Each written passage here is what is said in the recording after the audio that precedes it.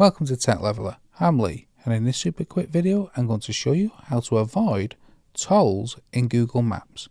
Now, Google Maps makes this super simple, so let's open up the Google Maps app. Then with the Google Maps open, let's press our profile icon here in the top right hand corner. Now with the settings open, you want to press this settings here towards the bottom. Now you want the top one here, navigation. Then you want to come down and the route options here. You can select avoid tolls. Now whenever it plans a route for you, it will avoid any tolls what are in that route and it will go round the tolls. You can also avoid highways and avoid ferries. So that's how you avoid tolls in Google Maps.